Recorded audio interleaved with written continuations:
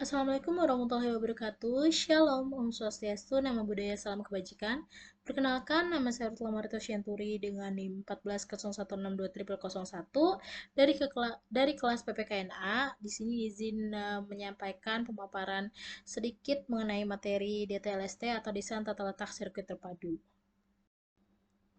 Desain tata letak sirkuit terpadu atau yang biasa kita singkat sebagai DTLST adalah salah satu bagian dari perkembangan teknologi.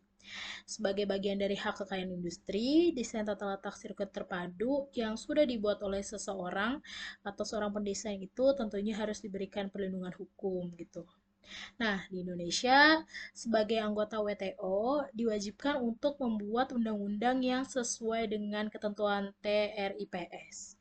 Guna memenuhi ketentuan tersebut, maka pemerintah Indonesia pada tahun 2000 mengeluarkan Undang-Undang Nomor 32 tahun 2000, di mana isi undang-undang itu adalah tentang desain tata letak sirkuit terpadu. Kemudian melalui undang-undang ini diharapkan dapat merangsang para pendesain di Indonesia dalam bidang industri dan teknologi untuk selalu kreatif, membuat kreasi dan inovasi baru sehingga mampu bersaing dalam pasar industri teknologi global. Kemudian pengertian DTLST atau desain tata letak sirkuit terpadu adalah istilah bahasa yang digunakan di dalam undang-undang untuk memudahkan pemahaman tentang sirkuit terpadu. Maka sebelum menjelaskan menurut undang-undang, berikut ini adalah akan diuraikan tentang sejarah sirkuit terpadu. Jadi saya sedikit akan menjelaskan tentang sejarah dari sirkuit terpadu. Sirkuit terpadu atau dalam bahasa Inggris biasa disebut Integrated Circuit atau IC adalah komponen dasar yang terdiri dari resistor, transistor, dan lain-lain. IC adalah komponen yang dipakai sebagai otak peralatan elektronika. IC digunakan pada alat elektronika itu seperti telepon, kalkulator, ponsel, dan radio. Sirkuit terpadu juga sering disebut sebagai chips gitu. Nah, sirkuit terpadu ini berisikan sirkuit elektronik yang dibuat berdasarkan desain tiga dimensi yang diletakkan pada lapisan tersebut. Lapisan itu terbuat dari semikonduktor seperti silikon atau germanium serta gallium arsenide. Kemudian peneliti di Amerika ini telah berhasil mengembangkan peralatan tanpa kabel yang bisa memasukkan obat gitu secara langsung ke dalam tubuh manusia yang sedang mengalami sakit penyakit. Kemudian alat kecil tersebut ditanam di bawah kulit dan berisikan obat-obatan yang dikeluarkan sesuai dengan waktu atau anjuran dokter yang dapat diatur sesuka hati dokter gitu. Nah, alat tersebut diberi nama microchips dan diklaim dapat memperbaiki kehidupan penderita penyakit kronis seperti penyakit jantung dan lain-lain. Pada kasus ini, dokter bisa memprogramkan alat itu yang ditanam dalam kulit itu dari komputer bahkan dari telepon genggam. Nah, ketika kita sudah tahu penemuan pengembangan teknologi chips itu yang tadi untuk kesehatan gitu, tidak lain tidak mungkin pasti dapat eh, perlindungan gitu dari hukum melalui paten dan DTLST.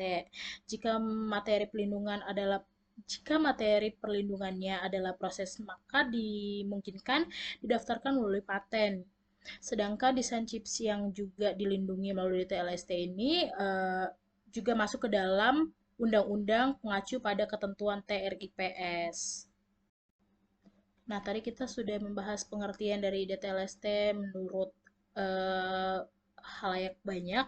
Nah, kemudian sekarang kita akan membahas tentang DTLST, pengertiannya itu menurut undang-undang. Nah, itu dijelaskan dalam pasal 1, yaitu sirkuit terpadu merupakan suatu produk dalam bentuk jadi atau setengah jadi, yang di dalamnya terdapat berbagai elemen dan sekurang-kurangnya dari satu elemen tersebut itu adalah elemen aktif yang sebagian atau seluruhnya saling berkaitan serta dibentuk secara terpadu di dalam sebuah bahan semikonduktor yang dimaksudkan untuk menghasilkan fungsi elektronik. Nah, sedangkan desain tata letak sendiri itu mempunyai pengertian yaitu merupakan kreasi berupa rancangan peletakan tiga dimensi dari berbagai elemen sekurang-kurangnya dari satu elemen tersebut adalah elemen aktif serta bagaimana atau semua interior di dalamnya itu dapat membentuk satu sirkuit terpadu, dan peletakan tiga dimensi tersebut itu dimaksudkan untuk mempersiapkan pembuatan sirkuit terpadu tersebut. Kemudian desain tata letak sirkuit terpadu dalam bentuk setengah jadi juga merupakan objek perlindungan dari Undang-Undang DTLST. Karena sebabnya itu karena sebuah sirkuit terpadu dalam bentuk setengah jadi juga dapat berfungsi secara elektronis. Kemudian kita berpacu pada syarat DTLST mendapat perlindungan hak. Ada beberapa syarat ya yang termasuk di dalam pasal 2 Undang-Undang DTLST menyebutkan yang pertama itu ada hak desain tata letak sirkuit terpadu itu diberikan untuk desain tata letak sirkuit terpadu yang orisinil atau yang asli. Yang kedua, desain tata letak sirkuit terpadu itu dinyatakan orisinil apabila desain tersebut merupakan hasil karya mandiri pendesain. Kemudian dapat atau dalam satu desain itu terdapat sirkuit terpadu di dalamnya itu merupakan suatu yang umum bagi para pendesain gitu. Undang-undang memberikan perlindungan apabila TLST memenuhi unsur orisinil atau asli dan sebelumnya belum pernah dipublish gitu. Jadi belum pernah dipublish sama yang lain. Kemudian desain tata letak sirkuit terpadu dinyatakan orisinil apabila desain tersebut merupakan hasil karya pendesain itu sendiri dan bukan merupakan tiruan dari hasil karya pendesain orang lain. Perlindungan hukum terhadap desain tata letak sirkuit terpadu ini menganut asas orisinalitas. Suatu desain tata letak sirkuit terpadu dapat dianggap orisinil apabila merupakan hasil upaya intelektual pendesain dan tidak merupakan suatu hal yang sudah bersifat umum bagi para pendesain. Hak desain tata letak sirkuit terpadu ini tidak dapat diberikan juga jika desain tata letak sirkuit terpadu itu bertentangan dengan peraturan undang-undang yang berlaku mengenai ketertiban umum, agama, atau kesusilaan.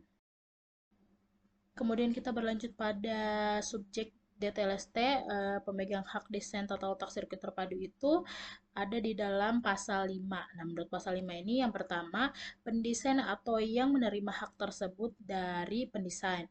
Yang kedua, apabila pendesain terdiri atas beberapa orang secara bersamaan, hak desain tata letak sirkuit terpadu diberikan kepada mereka secara bersamaan juga, kecuali jika diperjanjikan yang lain gitu.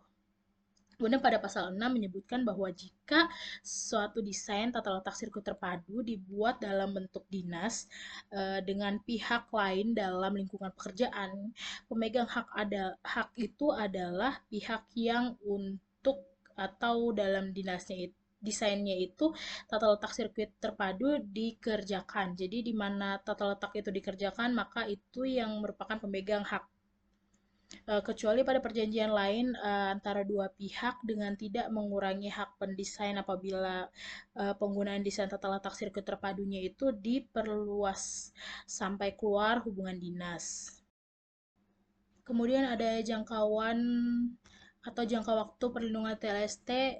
Jangka waktu perlindungan TLST ini diatur di dalam pasal 4, yaitu yang pertama, perlindungan terhadap hak desain tata letak sirkuit terpadu diberikan kepada pemegang hak sejak pertama kali desain tersebut dieksploitas gitu, dikeluarkan. Kemudian yang kedua, dalam hal desain tata letak sirkuit terpadu telah dieksploitas secara komersial, permohonan harus diajukan paling lama 2 tahun terhitung sejak tanggal pertama kali dieksploitas. Kemudian yang ketiga, perlindungan sebagaimana dimaksud di dalam ayat 1 diberikan selama 10 tahun.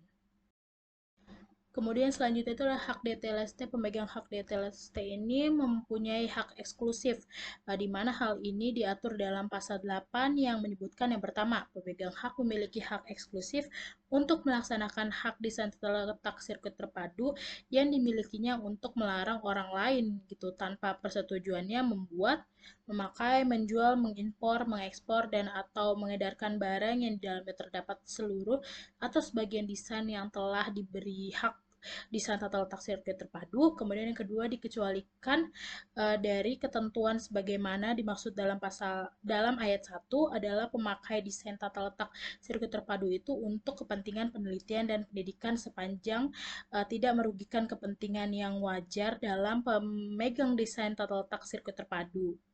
Nah, cukup sekian penjelasan tentang tata letak sirkuit terpadu yang bisa saya jelaskan. Kurang atau lebihnya saya mohon maaf. Wabillahi taufiq wal hidayah. Wassalamualaikum warahmatullahi wabarakatuh. Terima kasih.